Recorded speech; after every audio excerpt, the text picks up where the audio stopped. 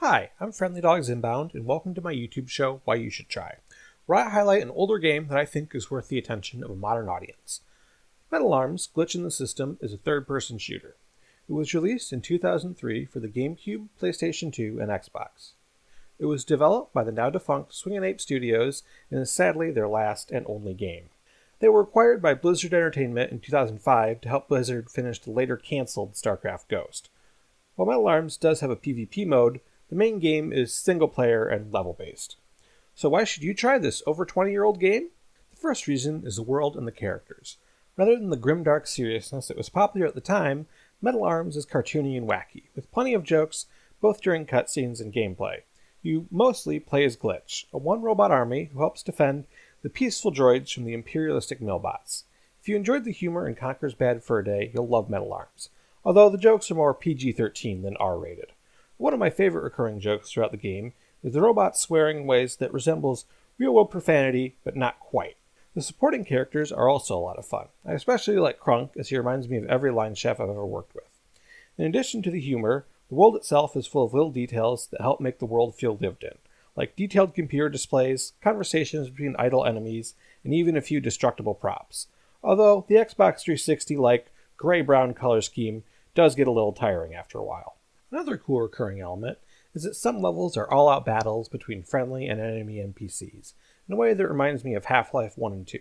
While these battles are smaller scale than later games, they have a fun, chaotic feeling that really makes the game feel like you're fighting an actual war, not just going through a series of levels.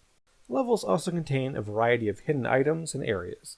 A thorough search of a level can reveal power-ups, in-game currency, and hidden weapons.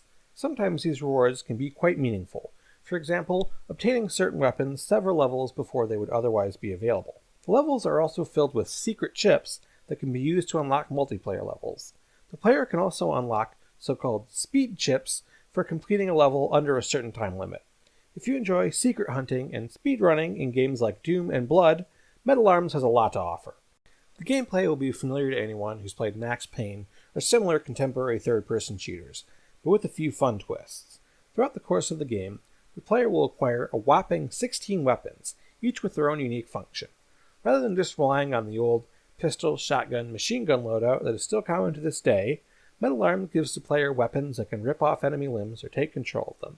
The more conventional weapons, like the shotgun and machine gun, still feel great to use, and every weapon feels relevant in the right situation. In particular, the rocket launcher is probably the best rocket launcher I've ever used in a game. The weapons can also be upgraded by using currency collected during levels, something that is common in modern games but was definitely not at the time. The game also has a wide variety of enemies for the player to fight, from the lowly and easily dispatched grunts to the hulking titans to the sleek and deadly predators. This is especially good since in the later portions of the game you'll be given quite a few opportunities to take over enemy millbots and use their weapons against their former allies. Metal Arms also has vehicles, and in some levels, the player will spend the entire mission's duration in the driver's seat or behind a gun turret. Thankfully, unlike a lot of contemporary games that just included vehicle sections because Halo did, Metal Arms knows how to use these sections to give their game more variety rather than more frustration. Like the rest of the game, the controls are tight and responsive. While most of the vehicles just use a standard machine gun for defense, some use more novel weapons, like the hovercraft that can pick up enemies with a giant claw and drop them into lava to kill them. It's not very practical, but it's a great little addition. Another cool feature is that Glitch is not the only playable character. Sometimes the player will be given control of one of Glitch's robotic allies, like Moser, a hulking bot who uses a piece of rebar and explosive bolts to defend himself. Controlling Moser is not only a fun change of pace, he's also voiced by the legendary Patrick Warburton, Brock friggin' Sampson himself. As I mentioned earlier, the game also has local PvP multiplayer. While I was not able to test this function of the game due to a lack of controllers, I remember it being a good bit of fun back in the day. If you have 3 friends and 4 controllers, Metal Arms is a fun, retro, split-screen experience. Just remember, peeking at your opponent's screen is cheating. Sadly, the game has never received a proper re-release, and has never received a PC port of any kind. Thankfully, it can be acquired fairly cheaply online, with used copies costing about $30. Also, if you do opt to buy a legit copy, the game has a little over 40 levels, so you certainly get your money's worth.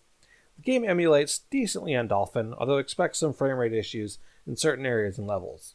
Metal Arms Glitch in the System is a fun and funny third-person shooter that will be enjoyable for any fans of the genre. It's a game that is very clearly inspired by a lot of classics like Doom and Half-Life, but still feels very modern in many ways. And that's why you should try Metal Arms Glitch in the System. Thanks for watching, and be sure to hike, Shombat, and Cribe.